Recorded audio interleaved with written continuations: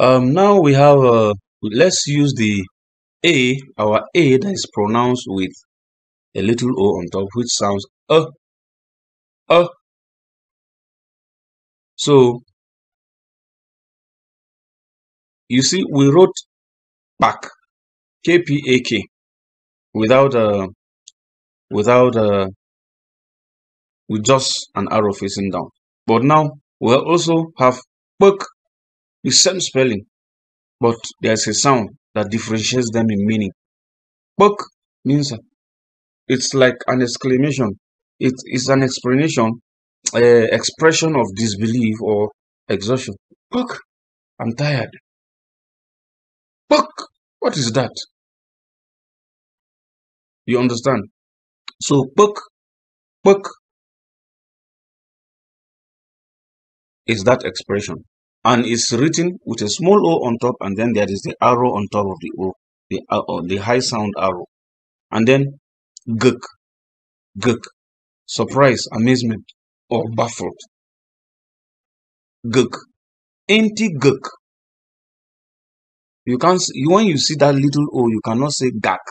It's guk because of that little o on top of the a, and then you now indicate whether the sound is going down or up. You know, in the first one it was puk. There is the o, but the arrow faces up. But this one is guk. It's an o, little o on top of the a, but the arrow faces down. Guk. Puk, guk. How? You know, we said the third sound, the middle sound is a or a or or o or u or e, like that. Now we have an a with a sign of the middle sound. How. It can't be how, no. In Kuche language is how, means uncovered, open, or unclosed. Not closed. Is she how? It is open. It is open. It is not covered. It is not closed. Is she how? Then we have nyuk. Nyuk. Nyuk in Yoruba language means mentally retarded. Somebody who is like a psycho. That's it. Nyuk in a behavior.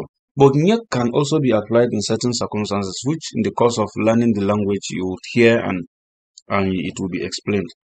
Then we have hul, t-hul, like leap up,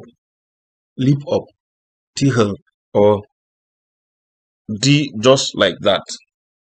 Like you are sitting, they say, okay, t-hul, just lift yourself a little. That's what hul means. We have that a with a zero with an arrow pointing down. It tells you hul. That's the meaning of hul. Then you see gung, seriously, or endure. It's like very well, or seriously, or endure. Tigang, endure. Ichigang, it's fine, seriously. It's fine very much. So ganga, utima ganga, that's the meaning there.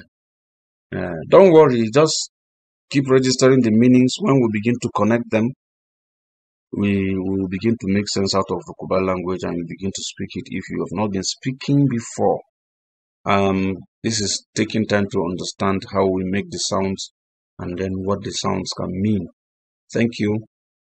We have cook, a description of shortness. If somebody is short, you say ashi cook. There are other words for describing how somebody is short, but this is just a description. Kur is like squat. You squat. You squat to poo. Some people squat to wee, and some people squat to walk, and many things like that. So kur, they say ti kur. squat down. Cook means short, brief.